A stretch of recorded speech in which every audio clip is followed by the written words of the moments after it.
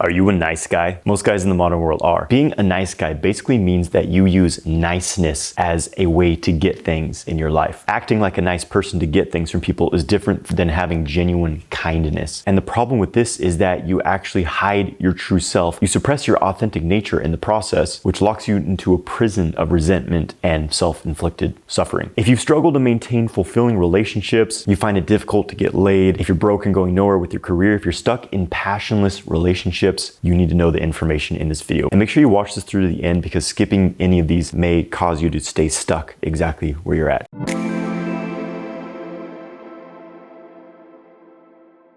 I'm Jonathan White. I'm here to help you master your sexual energy so you can manifest your ideal life. Make sure you get my free ejaculation control course through the link in the video description below so you can become a master in the bedroom. First of all, I want to explain, where do we get these nice guy habits from? Men who are nice guys develop these traits early on in their life, in their childhood. They're actually created to be self-protection, survival techniques. You could say aspects of our personality based on survival. Because when we were young and vulnerable, we believed that displeasing our parents would mean they would stop feeding us, stop taking care of us, and we would die. So it was literally a survival response to where we started to change our behavior to appear more acceptable to others, to our parents initially, so that they would keep feeding us and we would survive. We started to learn that pleasing our parents equals survival. And basically this people-pleasing behavior becomes ingrained in our nature to where we see every social interaction with someone else as a survival situation and we repeat these people-pleasing behaviors. So the first sign that you're a nice guy is having unspoken contracts. Unspoken contracts meaning that in your head,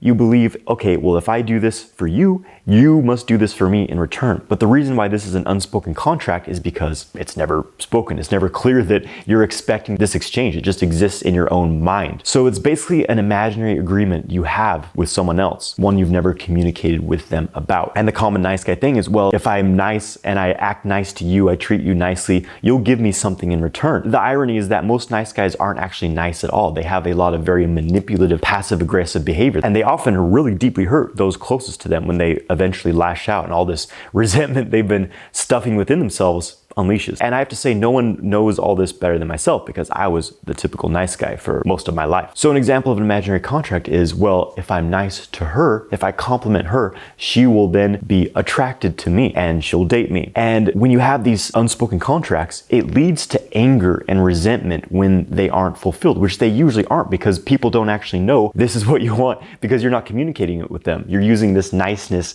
to try to manipulate them to give you something in return. So you assuming that if you're nice to the girl, she's going to date you without you ever telling her how you feel about her. What often happens when she doesn't date you or she starts dating someone else, someone who is actually bold enough to tell her directly how they felt about her, you get friend zoned and you feel angry towards her and you say, oh, all women are just whores. They only want to date men who are complete assholes. Another example is, if I kiss my boss's ass, if I'm just super nice to him and work super hard for him, he'll give me a promotion without ever communicating with them, hey, I put in a lot of hours, I feel I deserve a promotion in return. Without ever having that conversation, it's just an assumption, an unspoken contract. What does this lead to? You start to hate your boss. You start to talk shit about him to everyone else behind his back, never having communicated what you felt you deserved or needed from him. I think another typical example for men is, well, if I have a nice muscular body and I buy my girlfriend or my wife nice things, she will be obligated to have sex with me all the time. Again, here's an unspoken contract, and I think a lot of people in long-term relationships know that this doesn't work. So stop acting on behaviors where you're doing things based on expecting something from return from someone else. The second sign you're a nice guy is always putting other people's needs above your own, at your own expense. What does this look like? It looks like guys who put up with serious bullshit in relationships, let their partners treat them like shit,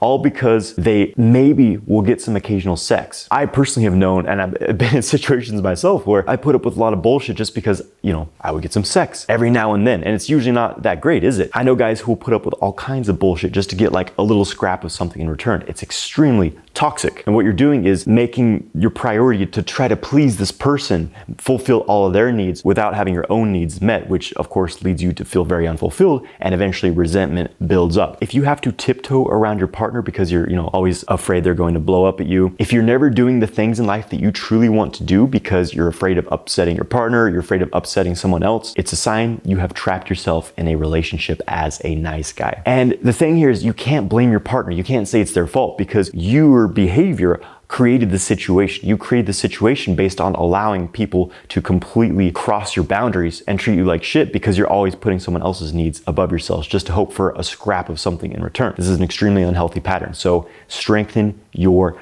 boundaries. Prioritize your own needs. If your needs are not being fulfilled, you're never going to be happy. No one is going to do this for you. Third sign you're a nice guy is people pleasing. People pleasing is basically going out of your way to make other people like you and to feel accepted by others. The nice guy belief is that being nice to other people, being nice in general, will get them everything that they want in life. And it's not actually coming from genuine kindness. It's this manipulative behavior of acting nice, pretending to be nice, having the nice smiles, being very complimentary, while meanwhile having all this rage and resentment and it's a very like Jekyll and Hyde split personality thing. And kind of the irony here is that being nice all the time doesn't actually get you the things that you want. It actually prevents you from having the things you want. It prevents you from having your needs fulfilled. It really imprisons you. So this pattern of being nice to people, it's not coming from genuine kindness. It's coming from the subconscious pattern of acting nice to others, expecting to get something from that in return. And people really detect when you're just a people pleaser, like when you're just overly nice, afraid of saying anything that might upset them at all. You're not being authentic, you're not being your real self, and you just feel very bland to be around. You're never going to develop true relationships with people because you're not allowing yourself